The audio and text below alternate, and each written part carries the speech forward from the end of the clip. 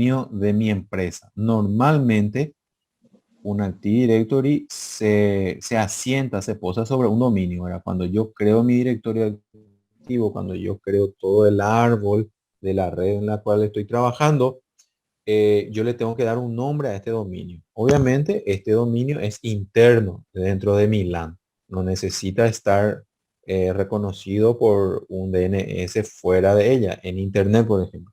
Sino que simplemente lo utilizo de elegir aquí esta opción que dice dominio y escribir. Vamos a suponer que mi directorio activo pertenece al dominio innovasec.com. Por más que sea interno, yo le puedo poner .com. Entonces, el nombre de mi dominio va a ser innovasec.com. Y cuando yo reinicie mi máquina, yo voy a entrar al dominio innovasec.com y voy a tener todas las prerrogativas y todas las exigencias que esta red tiene configurada. Correcto. Como no tengo un directorio activo, utilizo solamente grupo de trabajo. Algunas versiones de Windows, como esta, por ejemplo, que no es Professional, creo. No, esta es Home Single. Aquí abajo dice Windows 10 Home Single. La Home está preparada para uso doméstico, por lo tanto no tiene algunas opciones, entre ellas la posibilidad de agregarlo a un dominio. Si yo quiero agregar una computadora a un dominio, el sistema operativo tiene que ser, si es Windows 10, tiene que ser Windows 10 Pro para que tenga la opción de dominio. Eso es lo que yo puedo utilizar en una empresa. Cuando hablamos de agregar a un dominio equipos con Linux, hay toda una historia detrás. Algunos tienen algunas facilidades y otros no se pueden hacerlo tan fácilmente. Solamente para mencionar el tema de los dominios dentro de la empresa. ¿Alguna consulta hasta acá?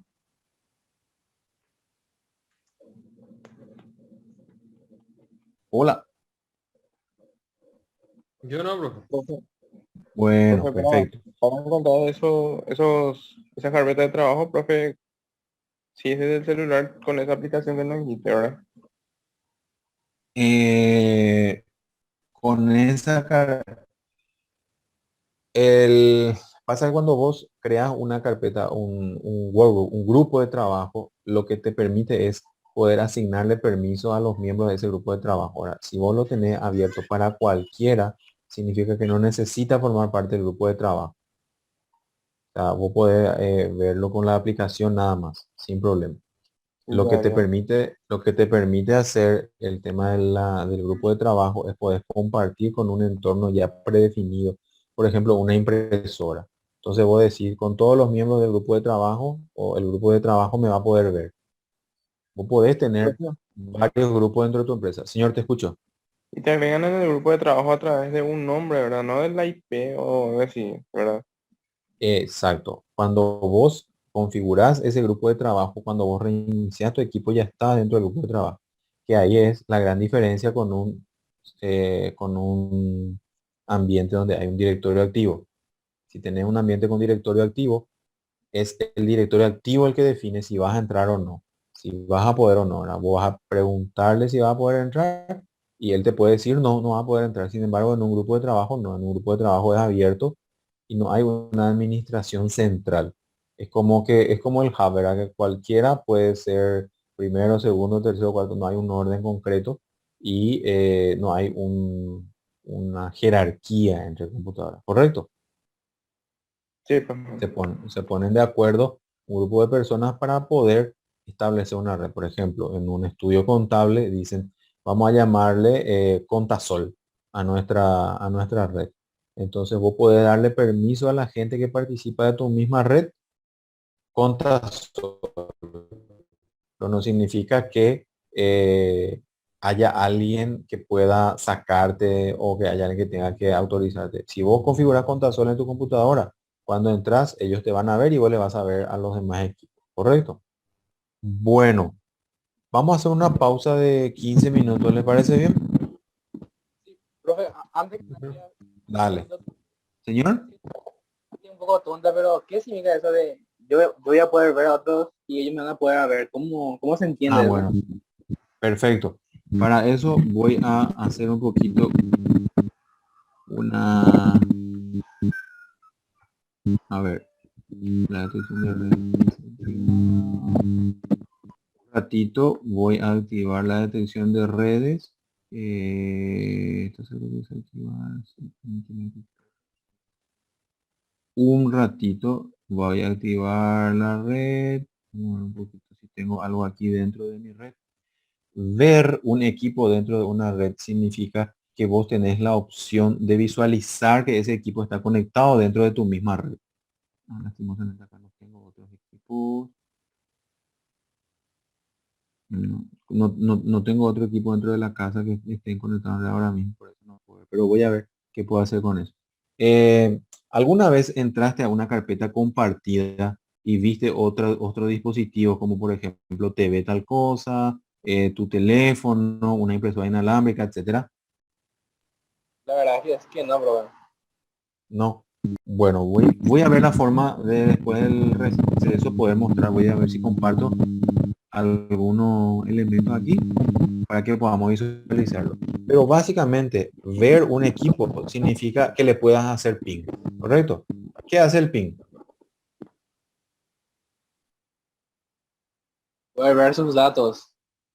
No. Si un equipo está prendido, si es alcanzable o no, correcto. Básicamente lo que hace el ping es decirme si un equipo, si una IP está dentro de mi red y me responde ese equipo si recibí tu paquete y perfecto, te confirmo que recibí ese paquete. Entonces yo puedo verle a ese equipo. Vamos a suponer que ese equipo me bloquee y cada ping que yo le envío, él no va a poder recibir. ¿Por qué? Porque me tiene bloqueado. Entonces, yo no le voy a poder ver. Vamos a suponer que hay una señorita a la cual vos le enviabas mensaje, ¿verdad? Entonces, vos así de madrugada te levantas y de repente encontrás que está en línea, ¿verdad? Vos no tenés un contacto con ella, vos no le envías ningún mensaje, pero vos le podés ver a ella en la red, ¿correcto? Vos decís, ella está en este momento en WhatsApp, ¿correcto? Bueno, vamos a suponer que ella te bloquea. Entonces, vos querés ver a ella, ¿verdad? Vos abrís su usuario, su contacto, pero vos no le vas a ver a ella. Ella puede estar conectada en ese momento, pero vos no le vas a ver a ella, ¿correcto? Y Entonces, ahí es que yo sufre tu pueda, corazón mientras. sufre tu corazón y pueda hacer ping al equipo, pero no a su corazón. Entonces, poder ver a un equipo significa que vos puedas hacerle ping a ese equipo y puedas saber si está conectado y pueda visualizar su conexión en ese momento concreto. ¿Se entiende? Sí, bro, ahí sí, Perfecto, viste, con la chica entendimos. sí. Excelente, excelente. Bueno, está Eso es su perfecto, día a le día, dejo que bro. descanse. 15 minutitos de descanso, muchas gracias y nos vemos enseguida, ¿sí? Vale, profe. Dale, Dale, profe. bro. Ahora puedo acceder a una lista de canciones que tengo en este equipo, correcto. Hay una manera de ver cuáles son las cosas que yo tengo para compartir. ¿Cuál es la manera de ver cuáles son las cosas que yo estoy compartiendo ahora mismo? Es yendo a la barra de direcciones de mi navegador de archivos, es decir, de mi navegador de directorios y escribo localhost. Cuando yo escribo localhost, lo que estoy haciendo es simulando una conexión externa, pero a mi propio equipo. Si quiero probar de otra forma, voy a agregarle la dirección IP por defecto para localhost, que es 127.0.0.1. Esa es la dirección. No tengo el. Voy de vuelta a localhost y veo que tengo compartida la carpeta de users. Bueno, ¿qué es lo que vamos a hacer? Vamos a practicar lo que vimos hace rato. Vamos a irnos a la carpeta música. Yo quiero compartir la carpeta música. Doy botón derecho, propiedades y quiero darle uso compartido. Le doy el uso compartido y digo que quiero que esta carpeta se llama música de Erlis. ¿Correcto? No le voy a agregar más cosas. Simplemente le voy a dar aplicar. Le voy a dar aceptar y automáticamente la dirección de esto se vuelve laptop M450 BNCI, que es el nombre de mi equipo, siempre va a aparecer primero el nombre del equipo y después el nombre del recurso compartido. Yo le doy cerrar. Dijimos que puedo simular una conexión desde el exterior a mi equipo a través de localhost, que es lo que hice recién. Ahora voy a darle de vuelta Enter y automáticamente veo que ya está compartida la carpeta Music Dearlist. Profe, Esto, señor, no, como ejemplo, por ejemplo, si yo estoy en mi trabajo, supongamos, y quiero buscar una carpeta de trabajo, ¿verdad? ¿Puedo usar también ese localhost para ver localhost te si es permite que yo, dos. si es que yo estoy dentro de esa carpeta de trabajo? No. Localhost lo que te permite es ver cuáles son las carpetas que vos compartís con el resto de la red. Ah, ok, ok. En localhost yo veo que estoy compartiendo la carpeta de users que por defecto está compartida en Windows y yo agregué ahora Music Dearlist, ¿correcto? Entonces, sí lo que podés hacer es eh, ver si vos estás compartiendo algún tipo de archivo, decir, bueno, cuáles son los archivos que estoy mostrando a la red que son accesibles desde fuera, por lo menos que son visibles, ¿verdad? Puede ser que no sean accesibles también, ¿verdad? Bueno, pero está súper bien la pregunta. Entonces, de esta manera yo veo que puedo y comparto la carpeta Music Daily y yo puedo estar en otro equipo y tengo de repente mi selección de vallenato en mi computadora y no quiero estar copiando 200 GB de vallenato en cada equipo de mi casa, en mi Novo, en la PC y lo que hago es dejo todo en un servidor único o le llamo servidor porque va a ser el lugar donde voy a depositar todo y comparto esa carpeta de manera tal que si yo estoy trabajando en mi notebook en la otra habitación solamente me conecto y utilizo eso, esos archivos. ¿Correcto? ¿Alguna consulta?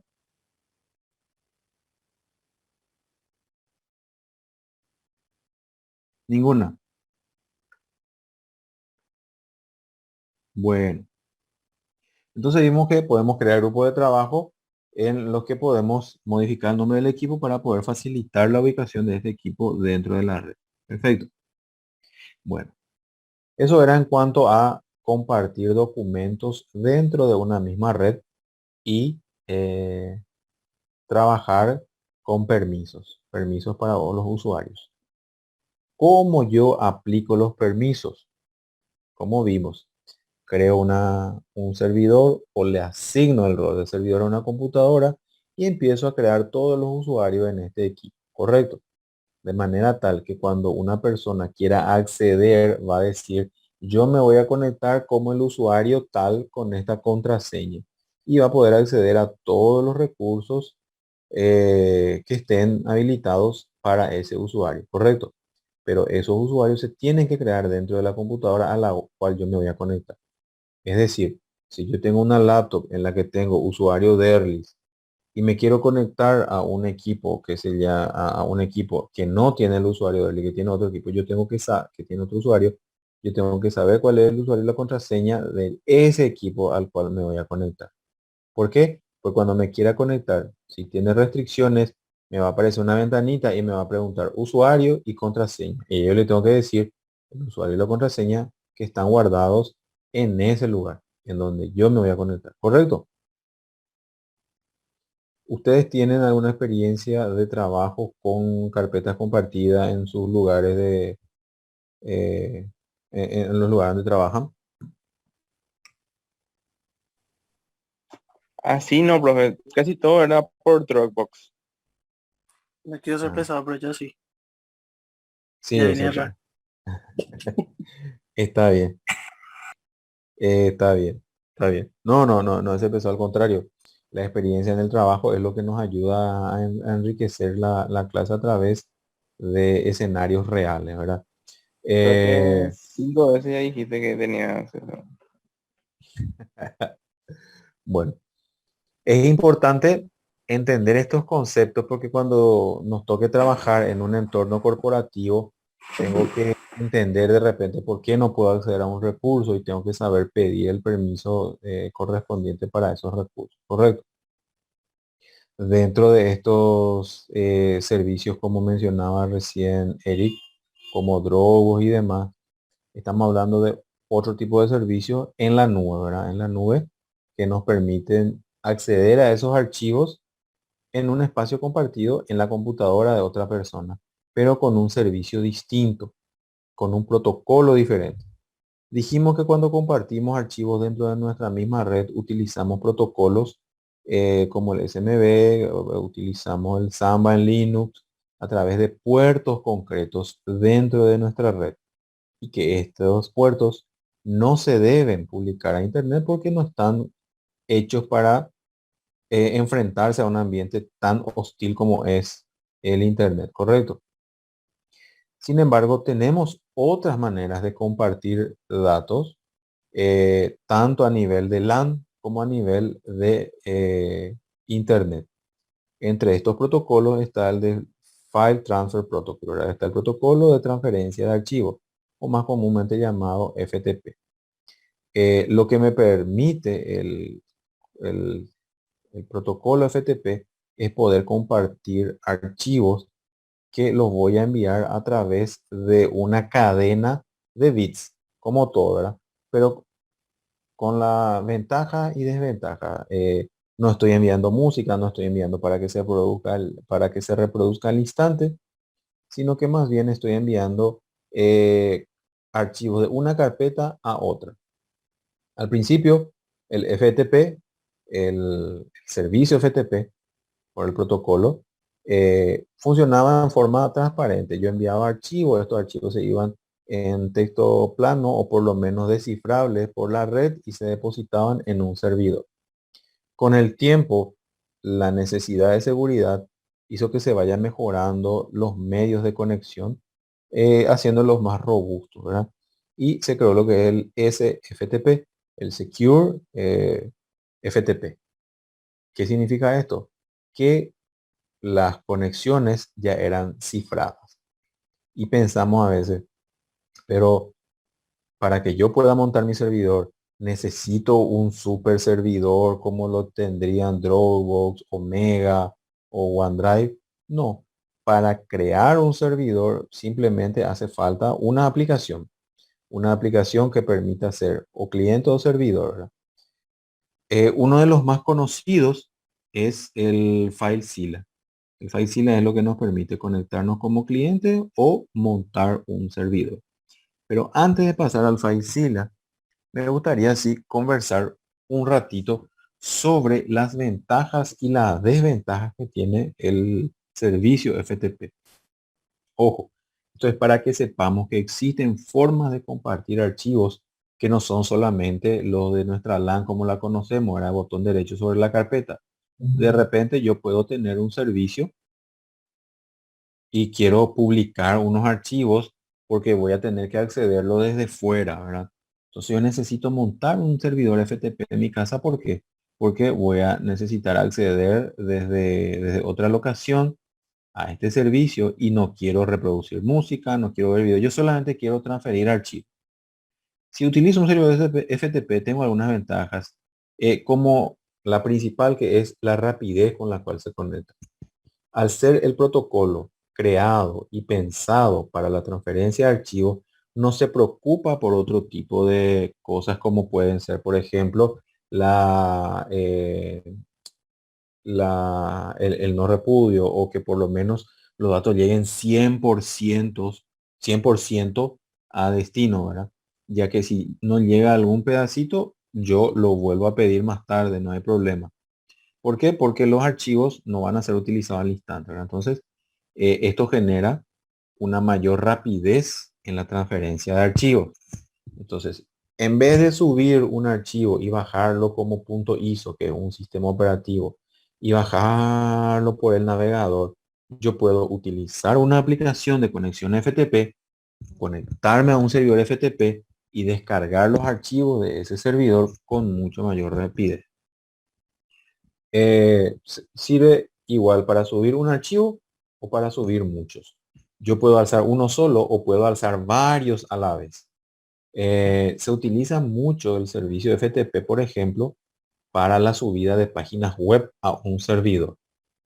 Yo compro un hosting, un servidor web, y quiero montar mi página web allí, ¿verdad?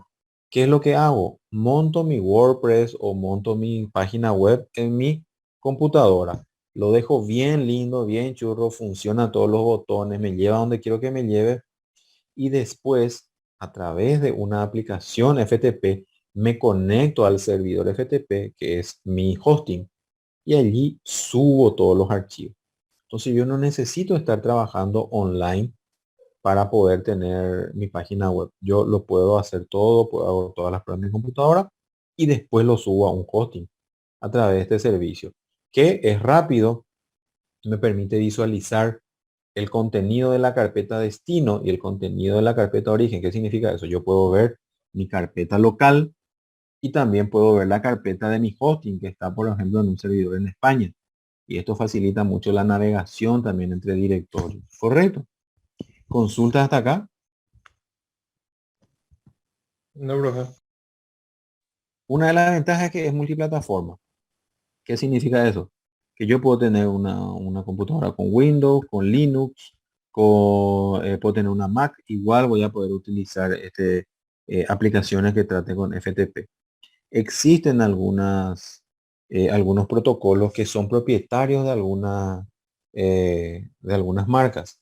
Hasta hace poco yo no podía utilizar el SMB con Windows, perdón, con Linux. ¿Por qué? Porque este era un lenguaje, vamos a decirlo así, propio de las máquinas de Windows. Es decir, si yo compartía archivos a través de cierto protocolo en Windows, solamente las máquinas Windows le iban a poder ver. Las máquinas Linux no le podrían ver. Hoy en día, por la mayor incursión de distros Linux dentro del mercado del usuario final, se habla de que ya hay una mayor compatibilidad en entornos multiplataforma. ¿Qué significa esto? Que puedo tener los gerentes con su MacBook, puedo tener lo de administración con su Windows y puedo tener el cajero que tiene Ubuntu. Entonces vamos a poder compartir y todos van a poder verse.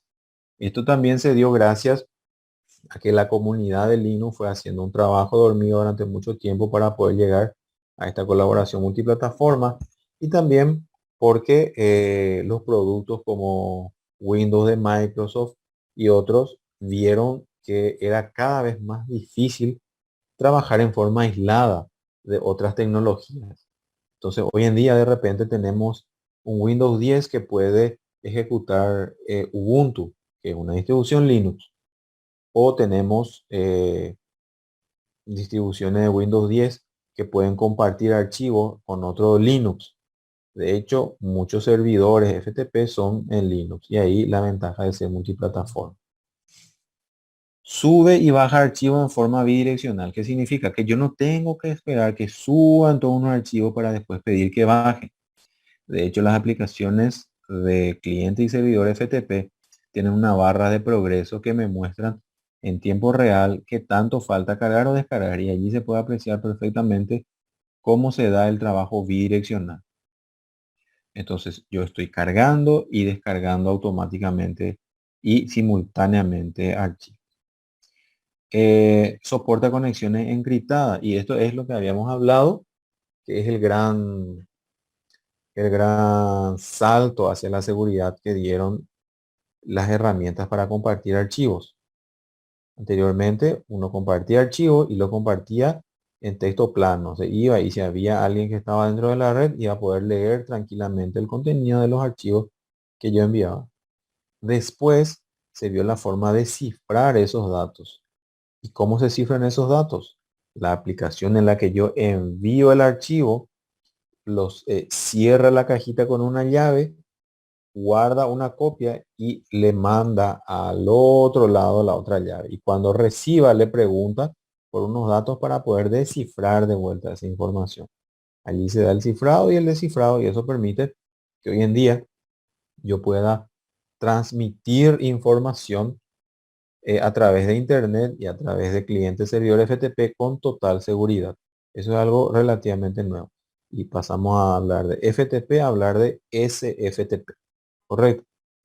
Eh, la ventaja de estas aplicaciones es que, a diferencia de trabajo hace unos años atrás, en el que el usuario para trabajar con ese FTP tenía, o con FTP tenía que saber un montón de comandos, tenía que empezar a escribir en la pantallita negra, tenía que saberlo todo de memoria. Hoy en día ya no. Las aplicaciones como FileZilla o algunas otras permiten realizar esta función con un entorno totalmente gráfico. Eso sí, Profe, señor, en este caso sí vos, o sea, pones una carpeta que está en tu computadora como para que vos puedas entrar en él desde otro dispositivo lejano, vamos a así es. decirle. Sí, podemos publicar un servidor FTP a Internet.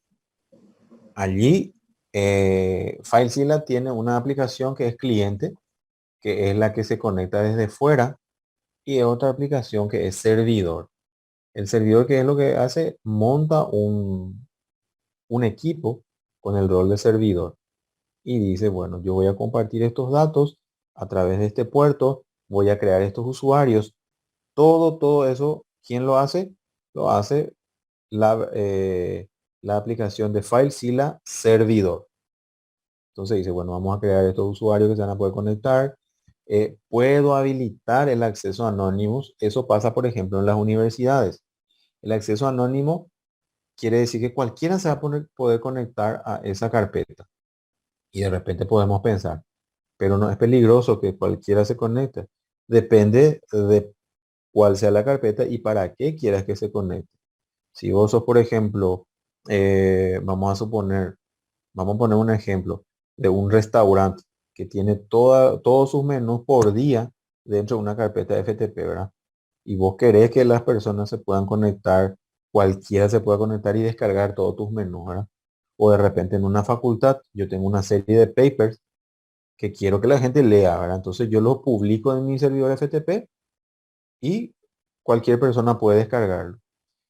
Donde se utiliza mucho el acceso anónimo sin credenciales. ¿Qué son credenciales? Usuario, contraseña.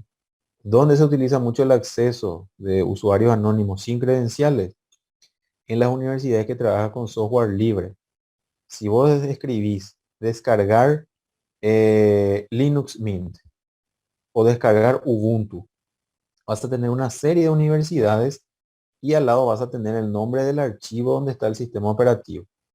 Suelen ser, vos podés descargar por el navegador, porque el navegador también tiene esa opción. Pero si quieres explotar FTP, podés hacerlo descargando por un cliente FTP. Entonces ahí vos descargas y vas a ver cómo descarga un archivo .iso de 4 gigas, te descarga en 20 minutos, por ejemplo. ¿Por qué? Porque el protocolo FTP tiene el objetivo de transmitir rápidamente binarios, es decir, .exe, aplicaciones, lo que sea, y también archivos ASCII, que son caracteres, ¿verdad? Que son archivos de Word, Excel, etcétera. Entonces, sí se requiere cierta configuración, si quieres hacerlo, Eric, en tu casa. Por suponer, tenés una PC y vos constantemente estás trabajando sobre archivos, tareas de CPROCAL, un montón de cosas, ¿verdad? Si vos querés tener acceso sin tener tu USB contigo, o no querés tener Dropbox porque no querés publicar tu contenido en internet, simplemente querés tener tu servidor. Configurás una PC como servidor, configurar la carpeta que se va a compartir. Profe, Uf, señor, esa configuración, ¿cómo se realiza? descargando la aplicación FileZilla A Server. través de una aplicación entonces. Exactamente. Ah, ok, ok. Si vos pones descargar FileZilla Server, te va a descargar un programa que al darle doble clic te va a empezar a preguntar qué puerto querés usar, cuál va a ser la carpeta que vas a compartir, cuál va a ser el usuario que vas a crear, etcétera, etcétera. Y tengo que saber cuáles de los puertos son más seguros, ¿verdad? Sí, normalmente podés elegir aleatoriamente. Hay veces que el propio programa te dice qué puerto va a utilizar, pero se Ujú. recomienda siempre utilizar puertos no conocidos. ¿Por qué? Porque si vos utilizas un puerto conocido como el puerto 20, por ejemplo, para FTP, enseguida los ataques se van a dar sobre ese puerto. Te Los juro, puertos. profe, yo no sé ni cuántos puertos tiene una computadora. Estoy No, mal. Sí, pero ahí estamos hablando de puertos lógicos, ¿verdad? Puertos a nivel de red, no puertos USB, etcétera, que son Ya, físicos. Entonces vos configuras en tu casa, realizás lo que se llama nateo. ¿Qué es el nateo? En tu router le decís, cada vez que alguien se conecte a tal puerto, por ejemplo el 20, quiero que le tires a la PC que tiene la IP 192.168.0.5 y que levantes esta aplicación de FileZilla, por ejemplo. Entonces, para eso tenés que saber tu IP pública, tu IP de Internet. Vos en tu trabajo, con tu notebook, con un FileZilla cliente, escribís la IP de tu casa. Y de mi al ser, router, ¿cómo? o sea, la IP de mi router. Exactamente, la IP de tu router, pero la IP que mira hacia afuera, ¿verdad? Tu IP Sí, hacia Internet. Como el que se quiere conectar es un cliente FTP, automáticamente va a saber que tiene que llamarle al FTP. Como vos tenés nateado que cada vez que alguien llame al puerto 20, le tire a ese servidor, vos te vas a ir directo a tu computadora.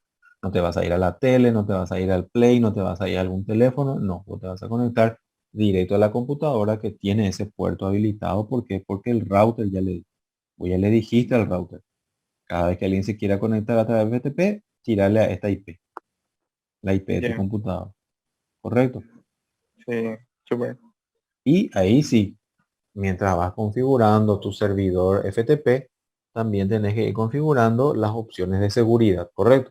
Tenés que decirle que va a trabajar con un certificado, tenés que darle algunos datos del certificado, tu nombre, dirección, teléfono y ese tipo de cosas para que se cree. Y ahí recién es segura tu conexión. No es solo por tener FTP que ya se vuelve seguro. ¿Correcto? Sí, perfecto. Y Genial, súper cualquiera, interesante. cualquiera puede utilizar. Es sumamente fácil. La ventaja del open source, del software libre, es que existe una comunidad enorme detrás de esto que está constantemente aportando en tutoriales, a ver un poquito. Enseguida ya vamos a ver la aplicación, pero de todas maneras,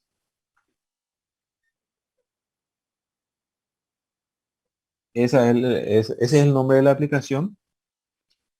Y tenés la que es server y la que es cliente. Así que vamos a ver ya enseguida también. ¿Para qué digo esto? Para poder mencionar que esto tiene detrás una comunidad muy grande.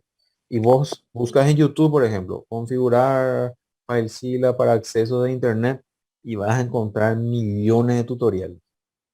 FileZilla no es el único producto, ¿verdad? Existen otros, pero es el que es más conocido y que se usa más. ¿Correcto? Bueno, ¿alguna otra consulta? Obviamente no todo es color de rosa, ¿verdad? También existen algunas desventajas. Eh, la primera desventaja que vemos es la que habíamos hablado, que en un principio era una característica del protocolo FTP. ¿Cuál era? La de no estar cifrado, ¿verdad? En un principio no era cifrado. De hecho, si hoy en día vamos a utilizar un FTP sin cifrado, es lo mismo que poner una carpeta compartida en Internet. Tiene el mismo grado de peligrosidad para el contenido de esa carpeta.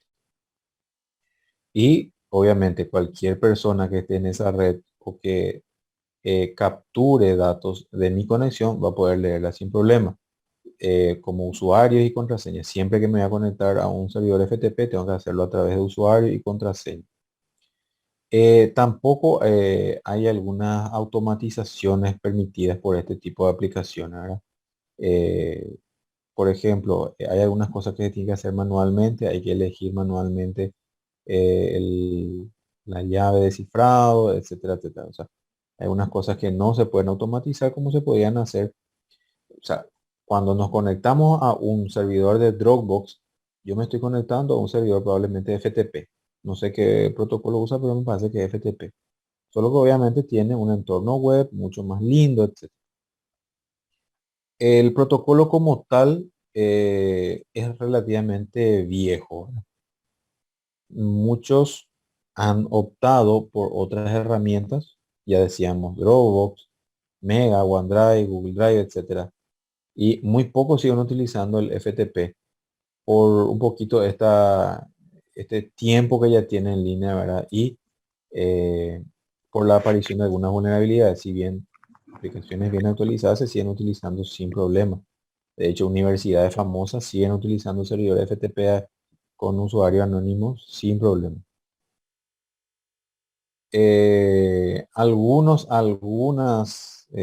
Algunas aplicaciones que son más rústicas, las más antiguas. Hay algunas aplicaciones que son propias de Linux, por ejemplo, que no es FileZilla, no permiten el, el intercambio simultáneo de archivos. De hecho, cuando yo lo hago en FileZilla, no es que estoy cargando y descargando al mismo tiempo archivos. Lo que hago es activar dos situaciones de carga y descarga, pero por turno. Es decir, yo tengo 10 cajas. No es que estoy cargando, yo tengo 10 cajas, por ejemplo, en la nube y 10 cajas en mi computadora. Si yo hago una descarga y una carga simultánea, no es que ambas están moviéndose al mismo tiempo, no. Primero envío uno, recibo otra caja. Envío otro, recibo otra, hasta completar las 10. Así funciona porque la aplicación lo permite. Pero el protocolo como tal permite una conexión unidireccional, correcto. Las aplicaciones que utilizan este protocolo sí lo pueden realizar. Esto pasa también en nuestras computadoras. Las computadoras no hacen muchas tareas al mismo tiempo. Ahora, por ejemplo, yo tengo las carpetas abiertas, Zoom abierto, PowerPoint abierto. La computadora no está manteniendo los tres al mismo tiempo. Lo que la computadora hace es prestarle atención a cada una un momento rápidamente. Entonces, mantiene mi Zoom, después se va al PowerPoint, después se va a la carpeta, después de vuelta a mi Zoom. Y eso me da a mí una sensación de multitarea. En realidad, lo que hace el procesador es estar haciendo eh, rápidamente esas tareas, ¿correcto? Otra desventaja del protocolo como tal, no las aplicaciones, es que obviamente si lo hacemos por comando, yo pierdo alguna información sobre lo que descargué o cargué. Para eso existen otras aplicaciones que me permiten realizar. Consultas hasta acá, ventaja y desventaja. Y creo que no, profe. Correcto. Ahora vamos un poquito para hablar lo que es un FTP activo y lo que es el FTP pasivo. En el FTP activo, quien toma la iniciativa es aquel que quiere conectarse, correcto. El que dice, haz esto, ¿verdad? Vas a hacer, como dice la primera imagen, servidor, conéctate a mi puerto y, ¿verdad? Él está mandando. El servidor lo que hace, obviamente, lo que hace el servidor es inicia la conexión al puerto y él es obediente, ¿verdad? Sin embargo, el FTP pasivo, el cliente se conecta al servidor y lo que hace es solicita que el servidor se conecte. El cliente, por ejemplo, le dice, se conecta con el servidor y recibe un mensaje del servidor. Cliente, tienes que abrir otra conexión a mi puerto. Entonces, él ya no dice más a qué puerto se va a conectar. Él no da la orden, sino que él solicita que el servidor le dé los detalles. Esto funciona muy bien, por ejemplo, cuando uno tiene una conexión muy específica y por razones de seguridad dice, bueno, vamos a conectarnos por otro puerto. Vamos a suponer que mi servidor esté configurado para conectarse por el puerto 50. Si yo me coloco como FTP activo y no sé que hubo un cambio en el puerto y sigo creyendo que es en el puerto 21 y le digo, servidor, conéctate al puerto 21. El servidor no me va a hacer caso. ¿Por qué? Porque está conectado, porque está configurado para utilizar el puerto 50. Entonces, cuando hay ese tipo de conexiones modificadas, yo puedo utilizar un FTP pasivo y digo, señor servidor, me encantaría conectarme. Y ahí el servidor me dice, cliente, ahora vas a abrir una conexión a mi puerto 50. Y ahí el cliente dice, perfecto. El servidor recibe la conexión del cliente por el puerto 50 y establece esta conexión. El FTP ya no da órdenes, el FTP pregunta qué tiene que hacer y luego realiza esa acción. ¿Cuál es la gran diferencia en este caso? Las configuraciones. Si yo tengo cierto tipo de configuración estática, por defecto, puedo utilizar un FTP activo, pero el FTP pasivo me permite realizar ese tipo de cambio. ¿Correcto? Acá tengo más o menos la cara de lo que es la aplicación FileZilla. La aplicación FileZilla me permite tener varios apartados, vamos a decir así. En esta primera parte tengo las acciones concretas, ¿verdad? A través de los botones. Puedo pedir, por ejemplo, reiniciar una conexión, cortar las descargas, cortar las conexiones, buscar conexiones, etcétera. En el segundo apartado tengo los datos que yo tengo que cargar. Recordemos, esta es una aplicación cliente, aquel que se va a conectar al servidor. ¿Qué es lo que yo tengo que saber para conectarme a un servidor? Obviamente la IP del servidor, ¿correcto? Aquí que dijimos que colocamos si tenemos un servidor FTP en nuestra casa. Profe, una pregunta antes. Escucho, Eric. O sea, profe, tengo que abrir primero una cuenta servidor y después otra cuenta cliente. ¿O ¿Cómo es? O Eh, sea, en la computadora que quiero yo que sea mi servidor, sí, tengo que hacer la configuración de FileZilla, pero en modo servidor, ¿verdad? exacto. Y después Igualito yo, que por tú. ejemplo, en mi celular, tengo que Sí, descargar y hacer la configuración, pero como cliente. exactamente. Así mismo es. Ah, ya. Así mismo es. En tu servidor vos vas a decir, yo quiero crear el usuario Eric. Y el usuario Eric va a tener la contraseña Eric 2021, ¿correcto?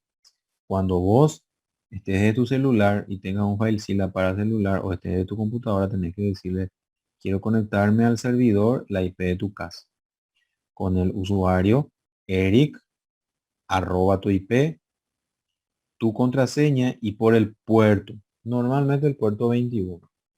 Ahí realizamos una conexión rápida. Este botoncito que tiene aquí, al presionarlo me muestra todas las conexiones que tuve.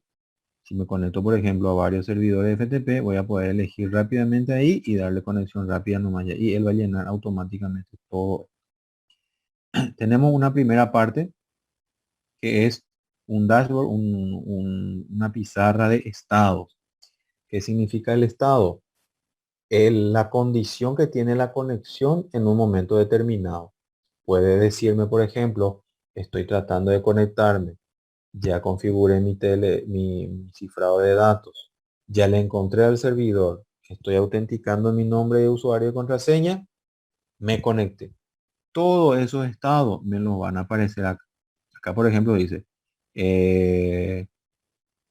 y reintentando el directorio, escuchando de public HTML. Esto obviamente era un servidor web.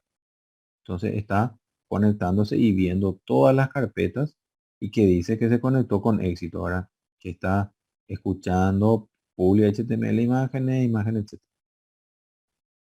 En la tercera parte, que es esta, tengo lo que a mí me ayuda a diferenciar el contenido de mi origen y el contenido de mi destino. A la izquierda, yo tengo mi origen. ¿Qué significa eso? Mi computadora. Yo tengo una máquina Linux donde mi usuario es Zapoclay en la carpeta Home, correcto. Y dentro otra vez del usuario Zapoclay en la carpeta de escritorio. Yo acá voy a tener todas las carpetas que existen dentro de la carpeta de escritorio. Y en la distancia, a lo lejos, voy a tener la carpeta public HTML próximamente, que es el nombre del sitio web, que es al cual me conecté. Y aquí voy a tener todo el contenido de ese servidor. Yo puedo tomar una carpeta y automáticamente moverla y voy a ver en el estado cómo se van copiando. Cómo se van copiando, dónde me va así el tamaño, la prioridad y el estado, etcétera. Esto me permite entonces hacer la copia rápida. Yo teniendo enfrente de mí estos archivos, puedo moverlo como si fuera entre carpetas, pero en realidad esta parte corresponde a un servidor que puede estar en cualquier parte del mundo. ¿Correcto? ¿Alguna consulta hasta acá?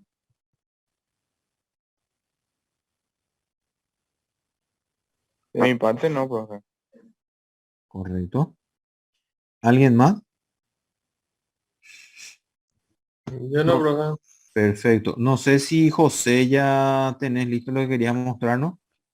Sí, profe, está esperando a ver que termine. Perfecto.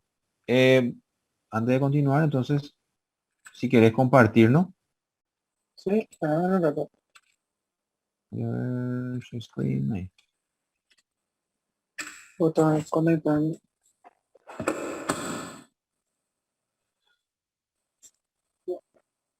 Estás arrojando, ¿no?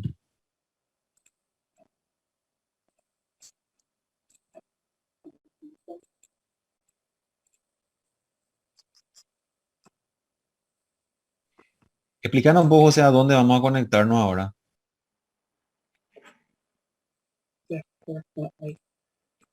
Ahí. ¿Cómo? Explícanos un poco a dónde vamos a conectarnos ahora. ¿Qué es ese servidor? Ahora mismo lo que yo estoy haciendo es conectarme a través de una VPN para poder estar coincidir en la misma red y poder conectarme a través de escritorio remoto a mi equipo, Ujú. que sería el equipo donde están todos los accesos, ya sea servidores DNS, servidores que están hechos para compartir archivos, documentos y poder tener acceso a lo que sería el Active Directory, que es lo que nos interesa, aparte del tema de las carpetas compartidas también. Por supuesto, sí. La empresa tenemos eh, servidores para cada cosa, prácticamente tenemos el servidor DNS, tenemos nuestro propio, o sea, después del enlace creo que viene lo ya predeterminado, no sé un poco. Ujú. Eh, Profe, ¿se vamos a ver o así va a hablar más? no, vamos a ver, pero espérame, no. Ah, no pregunto más. No te estoy apurando, men. ¿Qué Argel sos, Eric? Pregunté nomás la La puta. paciencia. No, ya. ¿Qué te tiene nervioso, Eric? Mi gran amigo que no está. Es que hace rato hice el ejemplo de la chica, profe, y se sintió muy aludido. De las flores. No, yo voy a tomar la coca nomás. Mamá, te llevo el tuyo. Eric salió. Vamos a tomar coca. Ada llegó tarde porque se fue a hacer su análisis clínico y ahora está tomando coca, madre. Por lo menos diabetes no tiene, seguro eso. No tengo, no tengo. No, era ese o sí. Sí, lo que estaba hablando de beber o no beber. Esa es la cuestión. Y ahí el dilema. ¿Cómo se llama compartir toda la pantalla? ¿Qué te da? ¿Compartir? Ahí ven todo. Ahí se ve. Sí, ahí Ahí se ve el escritorio. Ese era de tu trabajo. Sí. Este sería lo que sería el Active Directory, que sería que se crea a través de lo que sería el dominio, que sería en este caso de la empresa, que sería Beco. A través de este tenemos el acceso a todo lo que serían los usuarios que están creados en el dominio. Ujú. Prácticamente Quiero todos hacer, son estos los usuarios que están creados en él. Y a quiero hacer través de una, esto, ¿qué? disculpa, José, quiero hacer una acotación. Ese dominio que vemos allí, el beico.com.pi, no necesariamente tiene que estar registrado en internet. O sea, yo puedo crear el que yo Sí. quiera y puedo establecerlo. Después, debajo tengo una carpeta donde se van juntando por categoría los diferentes equipos. Los controladores de dominios son aquellos que manejan toda la red, ¿verdad? Los controladores de dominio son los papás de los pollitos dentro de la red. Acá tenés el DC, Domain Controller 2 y el Sandom. Ellos guardan todos los usuarios, todos los equipos, todo lo que se tenga que saber dentro de la red, están en los controladores de dominio. El Active Directory lo que hace es el management de esos recursos. Bueno, Perfecto. me acuerdo demasiado Está. a dirigir, la verdad, que yo. Señor. eh, no, y mejor nomás si vos vas dirigiendo, ¿verdad? Que a ver qué es lo que... No, discúlpame, quería hacer nomás esa acotación No, porque vi lo no, del de hecho que dominio. sí. Ah, ¿Qué Continúa grupo de nomás, José, por seguridad? favor. ¿cómo? Continúa nomás vos que ya trabajas con el entorno y conoces mejor. El grupo de seguridad, porque en tipo se diferencia. ¿Seguridad? El grupo de seguridad dice ahí, ¿qué diferencia hay entre el grupo de seguridad y un usuario común? ¿Dónde está? No, bueno, Y ahí en tu lista de tipo luego. no, vale, vale. Ahí en En la segunda tu columna, ahí lilla está. donde dice, Ahí Will le ayudó. Ah, grupo de seguridad. La verdad que no estoy un poco al tanto de esto. Creo que sería el tipo de acceso que tienen los usuarios. Sí, así como en el local tenés administrador y tenés estándar, en el entorno de Active Directory tenés usuarios y grupos predefinidos, como por ejemplo el de seguridad, controladores de dominio, Helpdesk también es un grupo que ya te viene, eh, ahí por ejemplo, miembro de, vas a ver todos los grupos a los cuales vos perteneces. Vos estás como domain admin, significa que vos podés hacer lo que vos quieras dentro del dominio. También sos domain user, estás en el grupo informática y también estás en el grupo todos de vehículos, que seguramente es todos los funcionarios. Sí, estos dos últimos más o menos son más bien, son creados para tener un correo, ¿cómo se le llama? Un correo, eh, no me acuerdo el nombre, la palabra, pero estos son correos donde están prácticamente en este todo esto están todo lo que sería la empresa y este sería lo que están todo lo que sería el área informática nada más. Como lista de correos.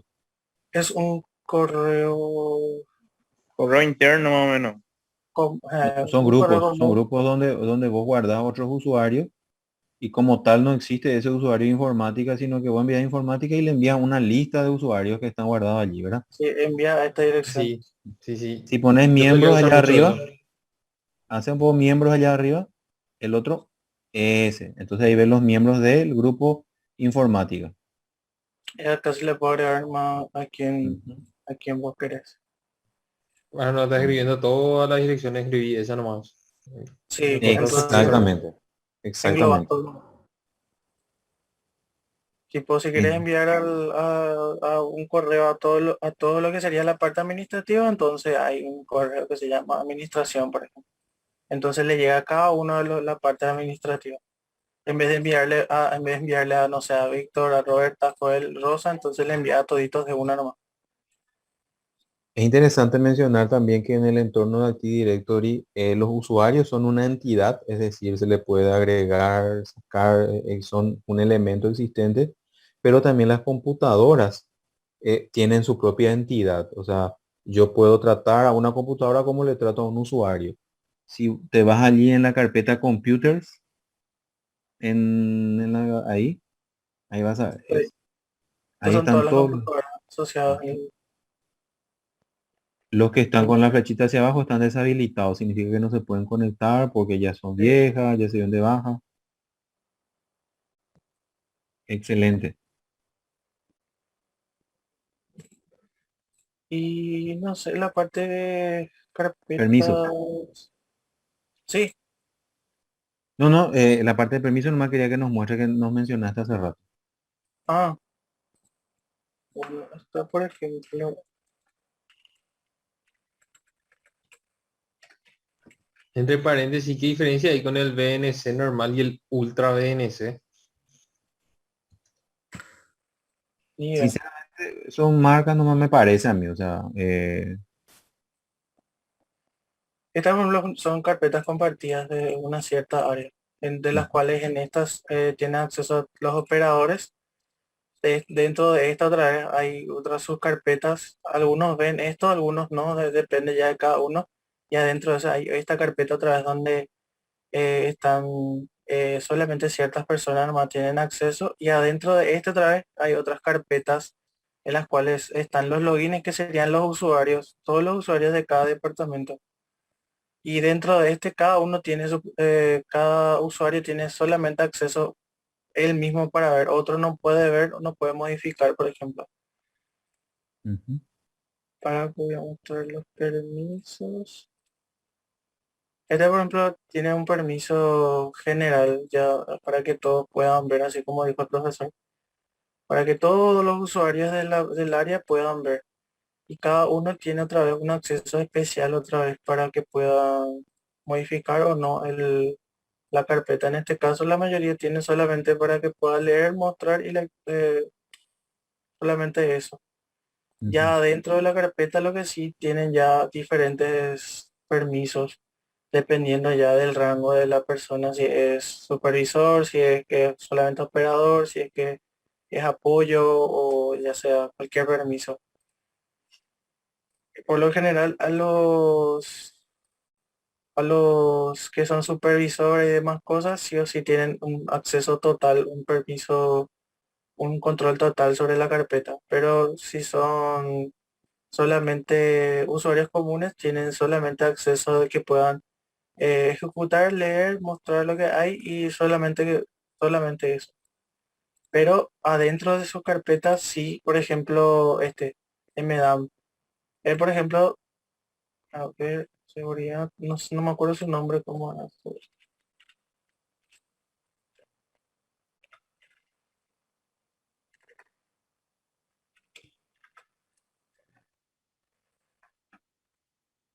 Diego Armando.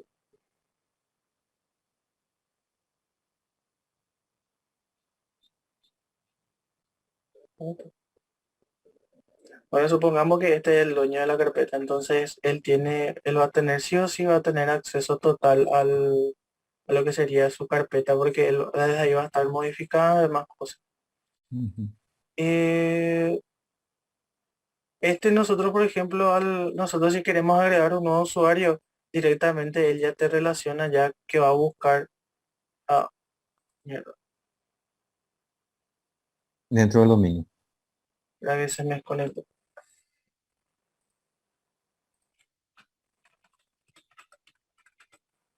Me cuesta ya aparecer. Sí, ¿no? Bueno.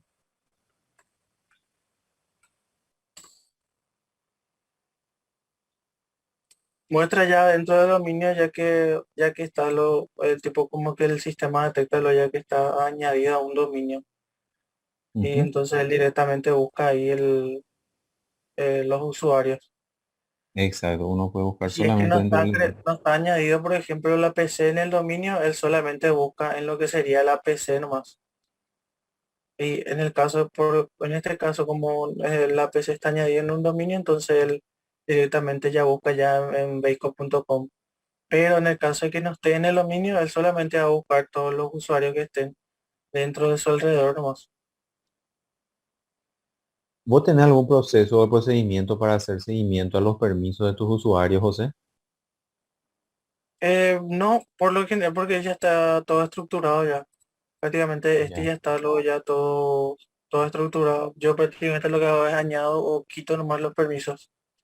A los Ya grupos. la jefa de departamento ya estructuró todo ya lo que sería el tema de los permisos. Ujú. Por eso yo no sabía legalmente cómo se hacía, porque hace poco era que quería, o sea, estaba probando nomás así para crear una carpeta compartida y estaba experimentando, ¿verdad? De cómo Ajá, era el tema de cómo el tema de las herencias y todo eso. Si quería quitar o añadir y demás cosas. exacto. Pero ya está todo ya lo hecho y ahora justamente que me fijo, está así como dijiste, porque la mayoría o toditos ¿Vos- tienen los mismos ¿Será permisos que en la podemos, carpeta. será que podemos mostrarnos otra vez? ¿Qué, profe? ¿Será que puedes mostrarnos otra vez lo que estabas comentando? Porque se cortó el compartir de tu pantalla. Ah, sí.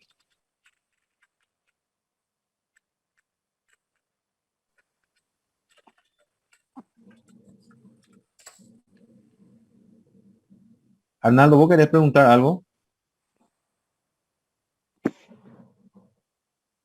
No, no, Pepino. profe. Se me fue nomás sin querer. No, sin querer Ah, no fue. bueno, bueno. No, tranquilo. Mi internet está, o sea, el internet está inestable, me saca del... Ah, ya, ya. Sí, no hay problema. Interesante la parte de herencias porque va a graficar bastante bien lo que estábamos hablando hace rato de por qué no conviene borrarle todas las herencias si tenés un árbol bastante nutrido de permisos por el trabajo Lo manual que que te va a sería exigir. ahí, pues, es medio o sea, parece complicado, pero nosotros no es tanto, ¿verdad? Señor, Hacer todo lo que nos mostró el compañero. Cuestión de no, práctica. no. Cuestión de práctica. Una vez que te vas entendiendo los conceptos. Hay Comentando backup por para sobre todo eso. herencia que dijiste, José. Señor, Existe una manera de hacer un backup de todo esto. sí existe. Por Existe a través ejemplo, de script. por ejemplo, profesor, siempre el sistema va a tener el acceso total a lo que sería a todo lo que, todo lo, pero los usuarios comunes, por ejemplo, solamente tienen acceso, ¿cómo se llama? Un acceso estándar nomás. Ujú, Ninguno tiene más allá de los accesos totales. así es. Prácticamente la mayoría o todos lo tienen ese mismo acceso. Pero los Ujú, accesos ya empiezan a cambiar cuando entras en carpetas específicas. ujú, Por ejemplo, en esta carpeta de modificaciones, acá sí ya empieza a cambiar el tema de los permisos de las personas. Entonces, ujú. todo este tipo de Dayana, Marlene, siguen teniendo solamente el mismo permiso que heredó de la carpeta principal nomás. Pero, por ejemplo, a ver, él, que es el supervisor, entonces él tiene, tipo, se le agrega nomás ya los otros puntos faltantes que sería control total y más cosas. Entonces se le va a aceptar, entonces ahí ya modifica ya.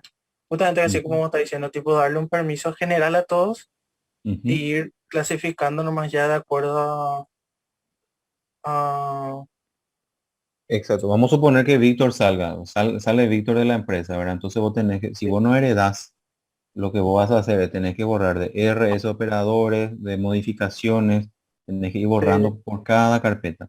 Otra cosa que me fijé también, en RS operadores, podemos ver los permisos de RS operadores. ¿Quiénes entran allí en estos. en eso? Veo que hay muchísima gente. Sí, ¿Todos pueden entrar ahí? no todos, algunos no. Ujú. Entonces, una recomendación de una práctica que yo tenía era, si vos podés identificar quiénes son los que van a entrar, podés crear grupos, porque así de esa manera, si vos Estos que están agregados son los que pueden entrar. Después los demás no. Estos son todos lo que solamente son de esa área. ujú. No, no hay Yo te digo, ninguna de acá adentro. ¿cómo se llama el área? RS, operadores. O sea, RS. cobranza. Ponerle que se llama operadores el área, ¿verdad? Operaciones. Entonces, si vos creas un grupo operaciones y le agregas todos los usuarios de operaciones, puedes darle permiso solamente al grupo de operaciones a esa carpeta. Entonces no tenés que tocar los permisos sobre esa propia carpeta, sino solamente dentro del grupo. mm, Excelente. José, te agradezco muchísimo porque este entorno de producción que vos nos estás mostrando, tus contraseñas nomás tenés que... Los otros eh, son contraseñas ah, bien pequeñas. bueno. Por eso no me preocupo. Pero sí, excelente, está bien compleja. Este entorno de desarrollo de producción que vos nos estás mostrando es un entorno real de Active Directory. Esto es un Windows Server. Este, este Sí. no, pero este sí. Ah, este es un Windows Server. ¿Qué versión es? ¿2016? Creo que es, no,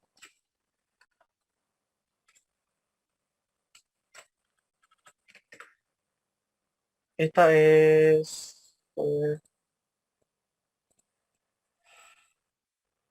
sí, 2016. 2016 también. Correcto. Si vos te vas al botón Windows y ves roles, ¿Dónde? ah, espérame acá. Roles, ¿no? ¿Dónde están? Roles, ¿Qué buscamos acá? Tampoco. Mm, mm.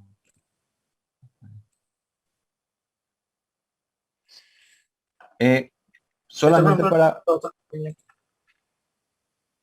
habías hablado de visor de eventos. Andate un poco a eventos, busca eventos a través del buscador para verificar nomás lo que habíamos hablado hace rato sobre el tema de ah, auditorías.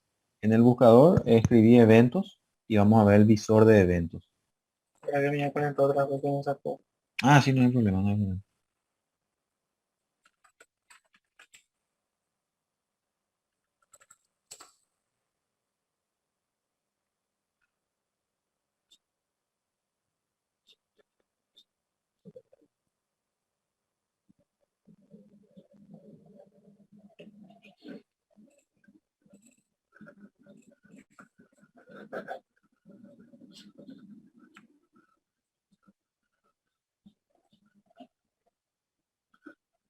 ¿Se ve todavía? No todavía. Bien. Directamente que me saca el segundo. Y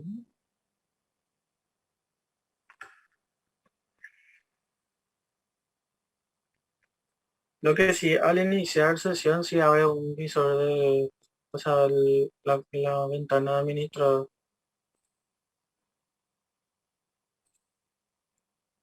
Sí, la que te permite, la que te pregunta si vas a agregar otros roles.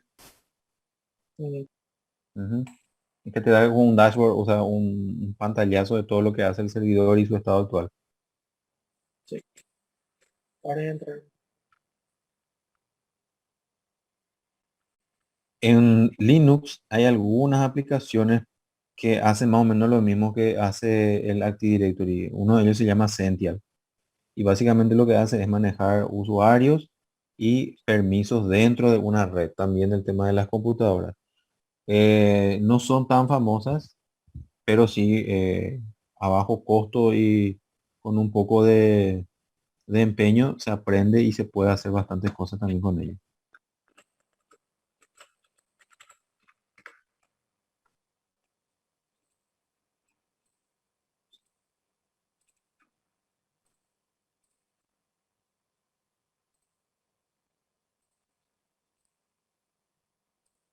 Ahí está. Esto. Exactamente. Ese es el administrador del servidor. Y Y allí es no, donde vemos los roles. Ahí está. El tema de los roles y características.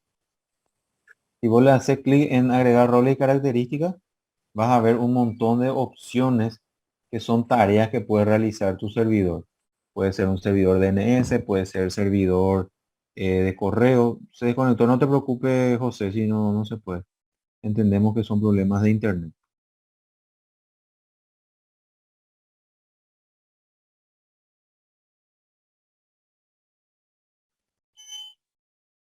Mira, José, de mi parte, un súper aporte lo que le diste a la clase. Tenía unas 5 diapositivas más, pero olvidé porque realmente poder ver un entorno de ese tipo, eh, estos tipos de servidores son realmente costosos. Vi que es un Xeon, por lo tanto un servidor en toda ley, no es solamente un clon que se le adaptó.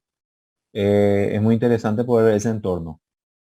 Así que agradezco muchísimo que nos haya dado esa oportunidad y, y bueno, no sé si tenés algo más que agregar, José. no, profe. Ahora mi internet está un asco y me saca cada rato de la VPN, por eso no puedo mostrar más. Espectacular, muchísimas gracias por el interés. Bueno, Vale, eh, de mi parte, creo que podemos dar por cerrada aquí la clase. Muchísimas gracias por haber asistido nuevamente. Gracias, José. También gracias a los demás que estuvieron aportando muchísimo con preguntas.